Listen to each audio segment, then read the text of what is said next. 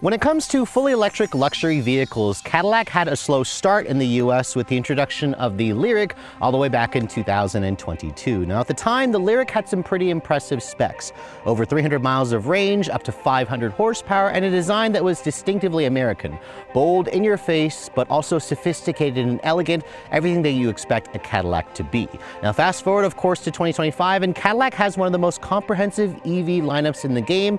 At the top end, of course, you have their flagship Escalade IQ, but at the bottom end, we now have this vehicle. This is the 2025 Cadillac Optiq. It's built on the same Ultium architecture that also underpins the Lyriq, the Escalade IQ, and the Vistiq, and with standard dual motor all-wheel drive, around 300 horsepower and up to 302 miles of range. This thing has the specs that you expect in today's modern electric luxury SUV space. So as you can see this week, we are testing out for a full week this 2025 Optiq Luxury 2 in this black raven exterior color. And the big question I went answered, has Cadillac managed to infuse their smallest luxury SUV with all the same DNA that we love from their bigger luxury models? Stay tuned to find out.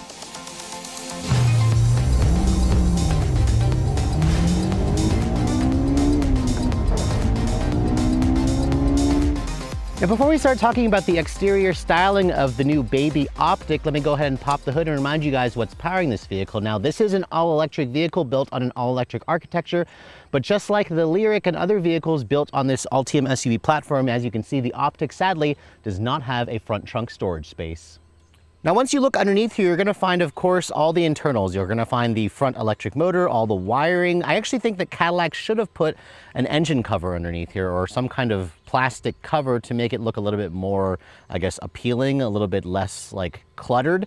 But regardless, here in the US, all Optiqs are offered with dual electric motors as standard. So there's no single motor front wheel drive variant, and all of them pull their power from an 89.4 kilowatt hour lithium ion battery pack. About 85 of that is usable.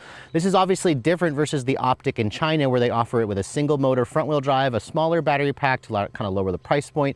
Here in America, Cadillac is basically just offering it as a fully loaded trim level with basically a couple of options that we'll talk about later on. With its dual electric motor powertrain, this vehicle offers up to 300 horsepower and 354 pound-feet of torque. Those power figures are basically identical to what you'll find in something like the Chevrolet Equinox EV with all-wheel drive, the Honda Prologue, of course, the Chevrolet Blazer EV RS, of course, with all-wheel drive. Cadillac says all models of the Optiq will offer up to 302 miles of range. It all goes out through a one-speed reduction gear transmission with their, of course, electronic all-wheel drive system. The company doesn't quote a 0 to 60 time. We got 6.2 seconds in our last test back in San Francisco a couple of months ago. We'll retest it out on our local roads. Top speed should be around 112 miles an hour. And this vehicle is their smallest SUV, which means it doesn't tow as much, but it still tows up to 1,500 pounds. As this car sits, it weighs in at just under 5,200 pounds, about the same weight as all of its other platform mates. If you guys want more power, you should notate that an Optiq V, a high-performance model, has been confirmed. It will be fully revealed sometime later this summer, and I expect that model to have closer to 500 horsepower whenever Cadillac decides to pull the wraps off that and give us the full detailed specifications. But let's go ahead and close up the hood here and talk about the exterior styling. Now, as you can see, Cadillac has been doing an amazing job, in my opinion, on the exterior design of all of their latest models. As you can see, this is instantly recognizable as a Cadillac with all the usual design signatures here. That's part of their latest art and science design theme here. This black raven exterior color is a free color. I would personally skip it because black cars don't show really great in terms of video for me. They get hot and they show scratches, but it does look good, I have to say.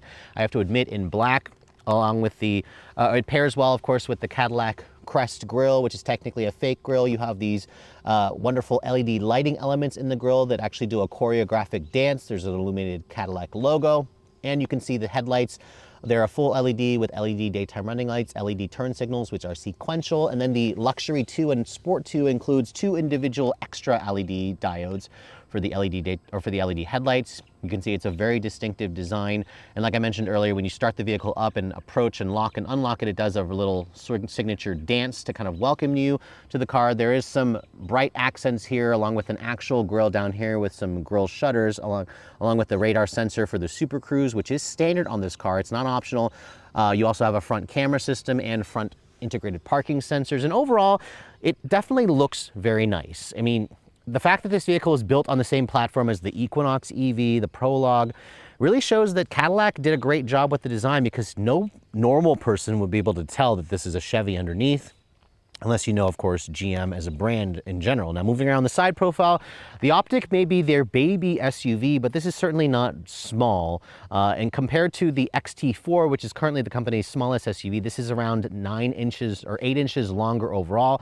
This is about the same size as the XT5 at 189.8 inches long with a 116-inch long wheelbase.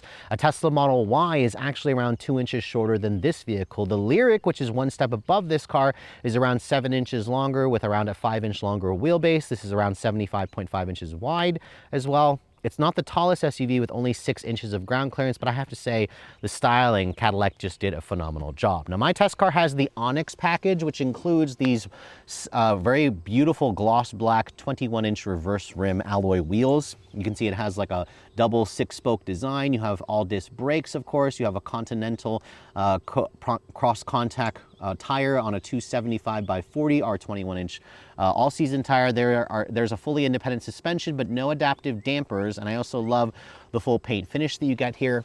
And then, of course, this is the charge port door. If you push this area here, it opens up electronically. And Cadillac says this vehicle runs on the 400-volt architecture. It'll accept up to 150 kilowatts on a DC fast charger, basically allowing you to add around 79 miles of range, I believe 10 minutes. It's not the quickest charging, so you could probably expect it to take around 30-ish minutes, 30 to 35-ish minutes on a DC fast charger. As you can see, this model is still using the level 1, or I'm sorry, the CCS combo plug, which is a J1772, instead of the J3400 NACS port, which I'm assuming Cadillac will add for 2026, most likely. This vehicle also is available with a 19.2 kilowatt onboard level 2 charger. My test car has the 11 kilowatt, which means on a level 2, it'll take roughly 10 hours to go from 10 to 100%. Or about 35-ish minutes to go from 10 to 80% on a level 3 DC fast charger. Now, with that with that package, the Onyx package that my test car has, it also includes this Dark Vader black satin chrome mirror caps, which look really nice with the integrated turn signals. They're also power folding.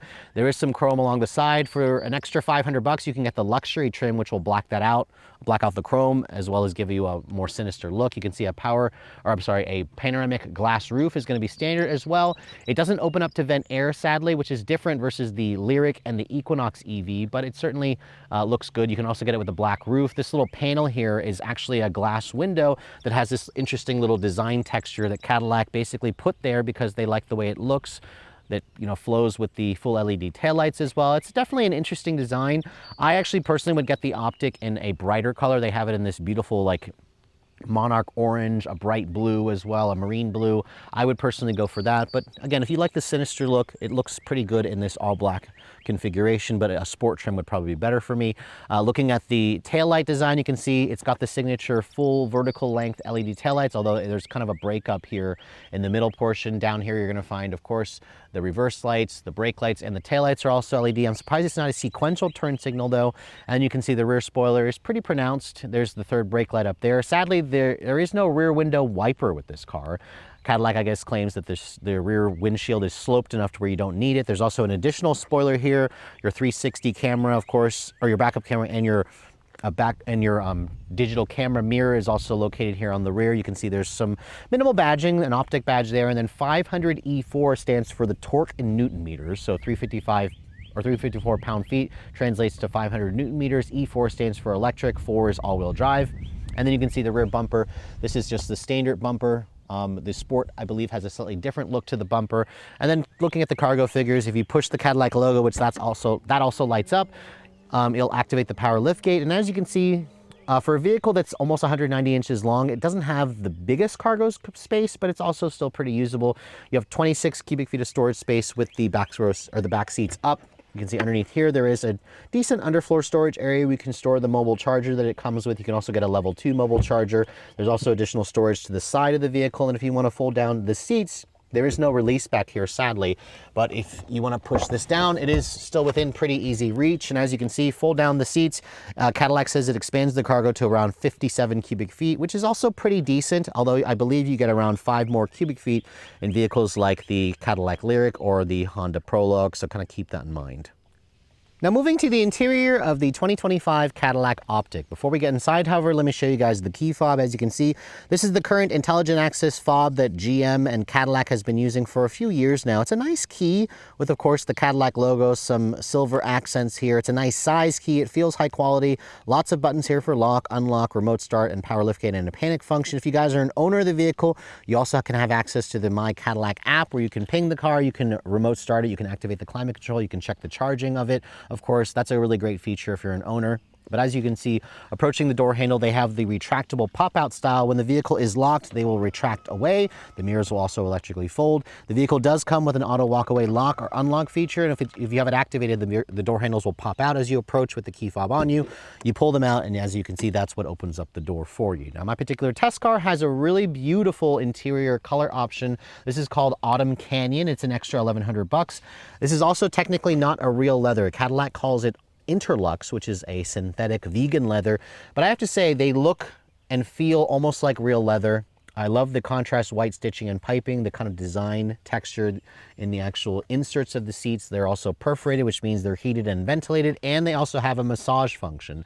The heat, ventilation, and massage is included if you guys go for the Lux 2 or the Sport 2 package. Cadillac also includes a 12-way power front seat adjustment, of course, or I believe it's 14 ways actually, and you also have two-person memory on the driver and on the passenger side, so that's a great touch. You can see the door panel also has this really interesting material. This is technically like a recycled polyester fabric that's on the door panels. It's also on the dash.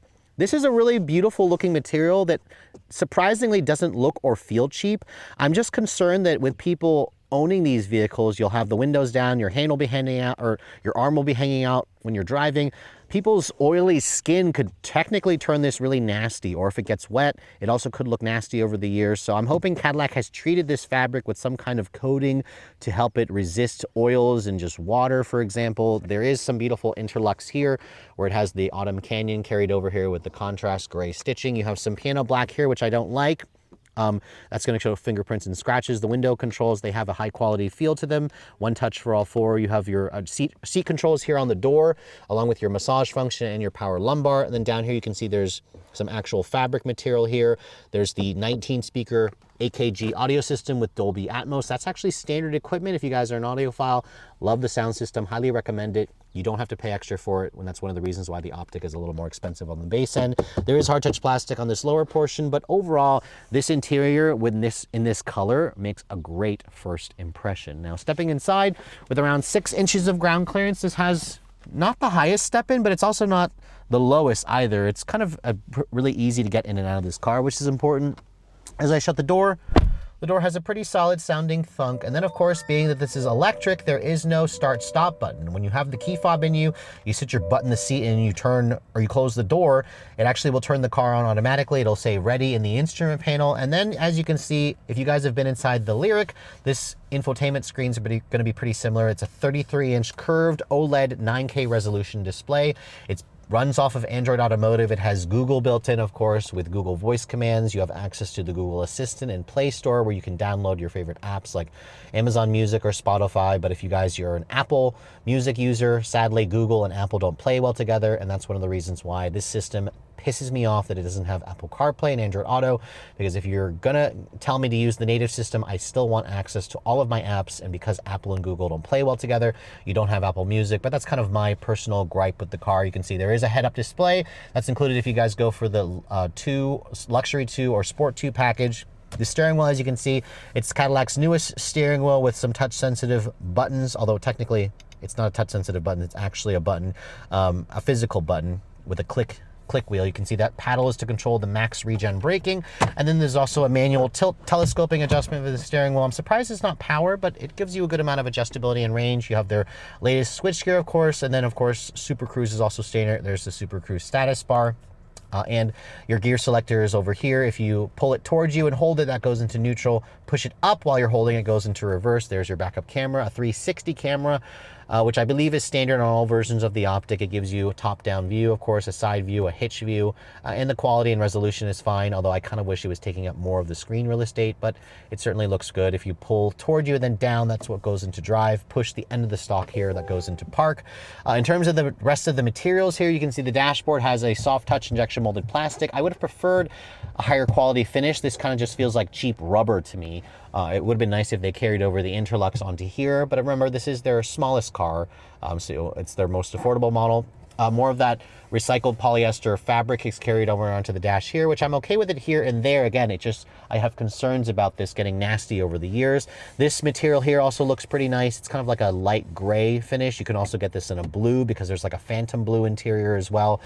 This little toggle controls the air vents. I appreciate how it's a manual control. You have actual physical buttons for the dual zone climate, and then you have 2 USB-C charging ports here along with a nice little storage area. This is all hard touch plastic down here. And then this floating center console looks really sophisticated. This is kind of like not real wood, but it looks like a black glossy wood, which looks fantastic. This controller dial also controls the infotainment system if you don't want to use the screen. There's a rotary dial here for the volume along with these shortcut buttons. This also still has a light, slightly creaky feel to it, just like in the Lyric that I tested, but at the same time, it's mostly centered around the cup holders. So I wish Cadillac would just kind of adjust this area so it's not creaky, because if you put drinks in here, it's going to make that creaking sound, which I don't love. A little bit of small storage over here, along with this big, deep storage area down here where you can put lots of items, although it's technically not covered.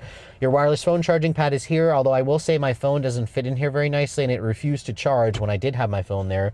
You can see there's a top level storage here, and then if you open that up, it's a little bit of a deeper storage with a USB in there, or 2 USBs and an actual power outlet, of course, which is nice.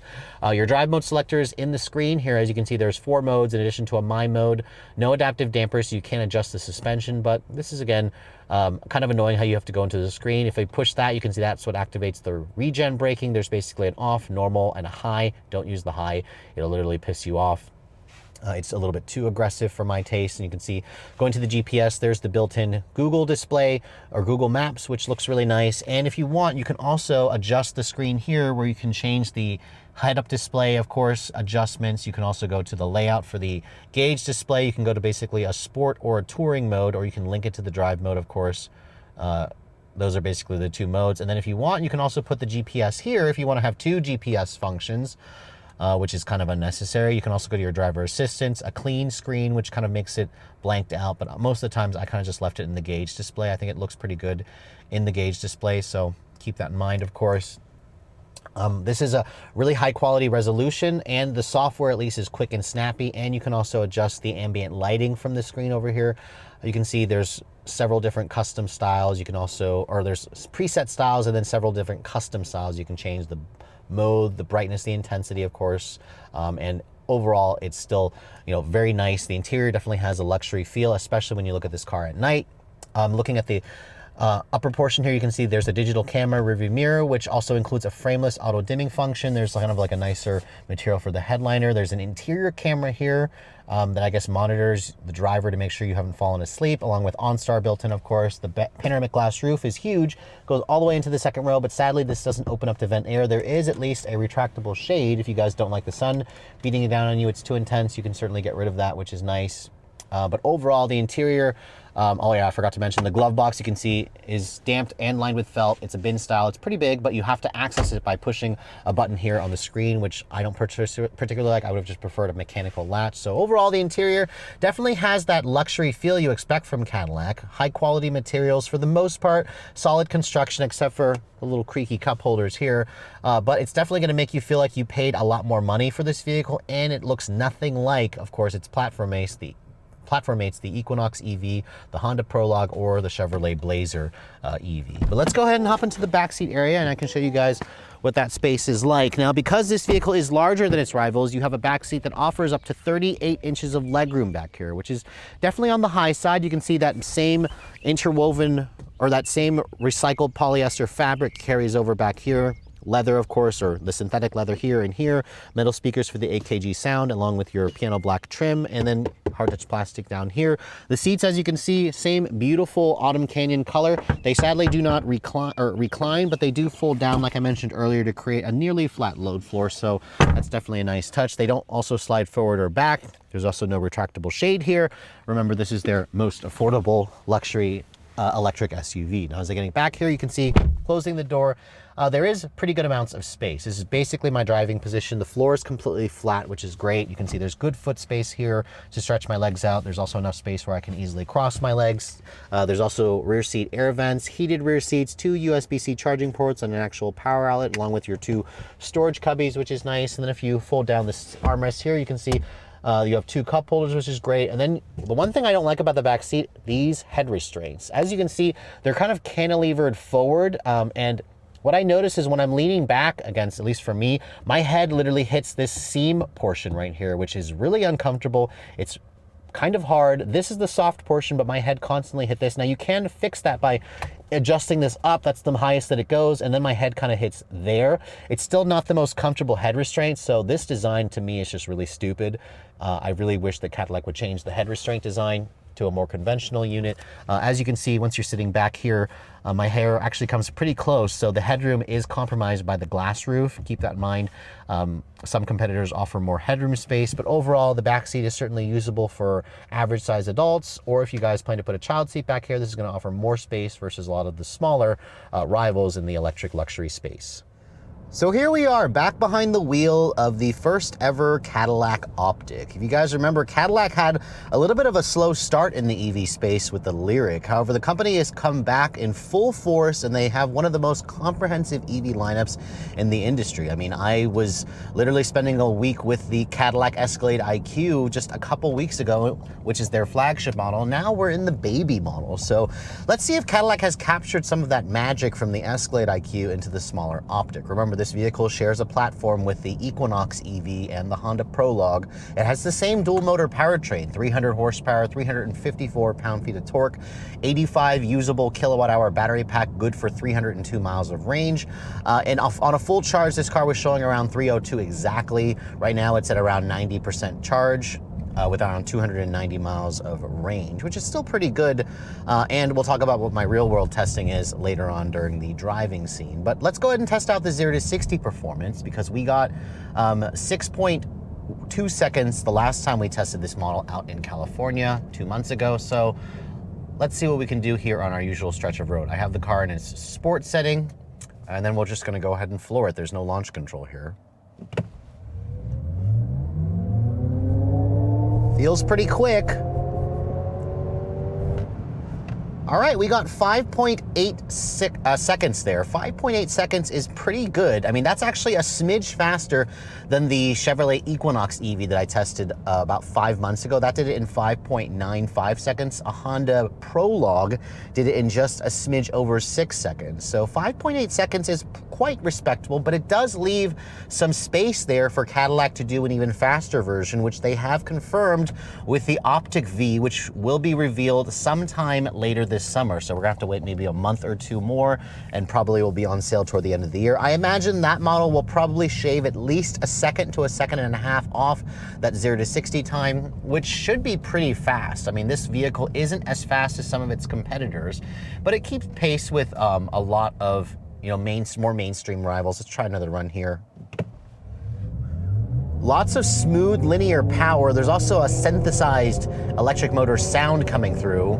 6.5 there, that's with it more going slightly uphill. So 5.8 will take that, and basically this car will hit 60 miles an hour in 6 seconds all day long, which is pretty impressive. Again, this is a car that you're not going to be buying to go crazy fast for acceleration. I mean, you could buy a Tesla Model Y, which will do it around a second faster than this. There's the Volvo EX30, which is actually a lot smaller, that's also significantly faster. Keep that in mind. But I mean, this should be plenty of power for most people. And remember, this is going to be way faster versus the gas equivalent from Cadillac, the XT4 or the XT5, which has a 2-liter turbo, or on the XT5 a V6, which technically has more power than this. But this is an electric car, so anytime you put your foot down, it just has instantaneous thrust because there's no transmission. It just takes off, which again, there's not that fire that you get from some of its other rivals, but I'm still pretty pleased with this. I mean, yes, the new Audi Q4, the updated model, will hit 60 at probably around 0.8 seconds faster than this, but this is not slow by any means. So For those of you who are trading in your XT4 or XT5, you're gonna find plenty to like with this powertrain. The other thing I'm noticing is the Optiq has really nice driving dynamics. No, it's not the sportiest vehicle. The steering is relatively quick and it changes directions fast. The suspension is definitely softly tuned. Even in sport mode, it doesn't have that harsh of a ride on these bigger 21-inch wheels. I'll go into the My mode here, which I've set the dampers, or not really, there's no adaptive dampers. I've set everything to be in sport except for the steering feel. That's the thing about this car is I thought it would have like adaptive dampers, but Cadillac for some reason says, no, we're not gonna do adaptive dampers. We have these passive plus dampers, which I think is just kind of marketing speak there. But I mean, for the most part, even though we're on a fixed suspension, the ride is very nice. It's soft, it's compliant, it floats over the road quite nicely, even though we're on the big 21-inch wheels, and this vehicle is pretty quiet as well. I didn't hear a single squeak and rattle in this car in my weeks worth of testing, which is very impressive. Which is great. The one-pedal driving in this car is typical GM. In normal mode, it's almost too aggressive. It's like borderline too aggressive. It does bring you down to a full stop. And then in high mode, just don't use the high mode. It'll literally make you and your passengers sick because it's constantly like slamming on the brakes, slamming on the, on and off basically feeling. I don't like that at all. It's just difficult to be smooth. But once you get the hang of the normal setting, the one pedal drive is definitely nice to kind of make it so you don't have to use the brakes. It's just putting the energy back into the battery pack. Putting my foot down there, this car is a front drive biased EV, and you can feel a little bit of the front drive power, pulling the car forward. There's not much. Thankfully, there's no torque steer like in the Escalade IQ, but you can hear the front tires pulling and skidding a little bit when you put your foot down in corners. But overall, it's a really nice, easy car to drive that most people are gonna like. Not sporty for sure, but agreeable, compliant, safe, sure-footed. I mean, those are all terms that you associate with a lot of EVs because this is a 5,200-pound vehicle. The battery weight keeps it down low, and even though this is an SUV, it doesn't feel all that high, but it also feels higher than a typical sedan. So yeah, I mean, I'm enjoying the driving dynamics. I'm enjoying the comfort as well. The technology, of course, this car still lacks Apple CarPlay and Android Auto, but it does have Google built in. The GPS also looks nice. You can also put the GPS in here if you guys would like to do that as well. Which is nice in the infotainment or in the instrument panel display. There's also a fully digital camera rearview mirror, and then Cadillac Super Cruise comes standard on this car. I love that. Their Super Cruise is standard. It has automatic lane changing assist. It's one of the best hands-free driving systems in the business. There's also a massaging seat on this trim here with heat and ventilation. The massage isn't great. It kind of inflates and deflates the bolsters. I found it to be more uncomfortable and annoying, so I wouldn't even use it. I would skip using the massaging seats, but you have to go for the 2 trims to get the ventilated seats, which I would prefer. And then the seats for the most part, this is their Interlux, which is a fake synthetic leather. They are comfortable, not very supportive in terms of lateral. I also find the headrest to be a little bit too far back. I want them to come forward a little bit more, but they're not adjustable to go in and out. But try the seats out for yourself, see if you like them. I'm hoping Cadillac addresses the seat comfort in the V version with more aggressively bolstered seats. But they're fine. For a fake leather, a synthetic leather, they also feel pretty high quality, and I love this autumn whatever this autumn color that they have them in this particular model. It looks really nice. And then in terms of real world range, it would show 302 miles on a full charge. I was averaging around 290. And that's in really ideal weather conditions in the 70s, beautiful sunny conditions as well. So pretty good range. It's about on par probably what you're gonna get from a Tesla Model Y. And it's gonna be more range versus something like a Volvo EX40 or a Hyundai Ioniq 5 is gonna have a little bit less range than this. An Audi Q4 should have around a little bit less range than this. So very good real world range, good performance, average charging speeds, good comfort, good technology. There's a lot to like about this car. I mean, if you like the Chevrolet Equinox EV, which I do, you're gonna like this a lot more. And the beauty about the Optiq is it's really not that much more expensive on the top end of the Chevy pricing. And at the same time, the Honda Prologue is similarly priced. So Cadillac gives you a lot of technology, a lot of luxury, a lot of style, a lot of range, and they do it at a price that is surprisingly agreeable. And that's precisely why I think the Optiq is gonna likely become their best-selling model. I mean, yes, there's the Lyriq, which on paper, the Lyriq seems like it's not that much more expensive, but keep in mind, if you comparably equip a Lyriq with all-wheel drive, Super Cruise, the AKG audio system, it's actually gonna be around $10,000 more expensive than this car. So there's a ton of value that Cadillac has baked into the price tag of the Optiq. So after spending a full week with the entry-level Cadillac Optiq, I have to say, even though this is their smallest and most affordable luxury SUV in the lineup, there is without a doubt in my mind here that this doesn't feel like the cheapest or the most affordable model. Cadillac has essentially baked all of the luxury and technology and sophistication that you get from their larger models into a smaller package, and I have to say, the package is really nice because if you look at the Optiq as a whole, this vehicle competes with cars like the Tesla Model Y. You could also compare it to mainstream rivals like the Hyundai Ioniq 5 or the Kia EV6, for example. There's also the Ford Mustang Mach-E, the Volkswagen ID.4, the Audi Q4. There's a lot of competitors here, but the Optiq certainly has a lot to offer here because as you can see, the exterior design stands out. It's one of my favorite looking compact mid-size-ish luxury SUVs on the market that just happens to be electric. That's the thing about this car is its identity of this vehicle isn't all about it being electric. It kind of sells you first on the Cadillac badge, the style, the sophistication, the luxurious interior, and the performance is also there. 0 to 60 in 5.8 seconds is certainly fast enough for most people. I mean, if you're trading in an XT4 or XT5, this is going to feel a lot quicker than that, especially in real world driving. And for those of you who are a little bit more power hungry, a V high performance version is coming at, toward the end of this year, and we should have the specs on that vehicle very, very soon. Handling dynamics could definitely be sportier, but it certainly goes with the luxury mission that Cadillac promises, of course.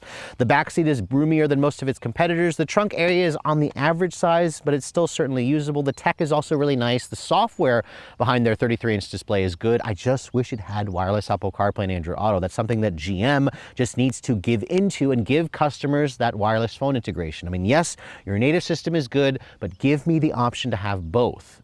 I think that's kind of where I have an issue with GM's latest software. Now, in terms of the pricing for this vehicle, that's where things get a little bit confusing with the Optiq because you can get into a base luxury trim, which comes standard with dual motor all-wheel drive, over 300 miles of range, their 38.3-inch display, the 19-speaker AKG audio system with Dolby Atmos and Super Cruise. That starts at $52,900 plus $1,500 for the destination charge. Cadillac will basically charge you around $600 extra for the sport trim, which gives you black accents, a sportier, more sinister look.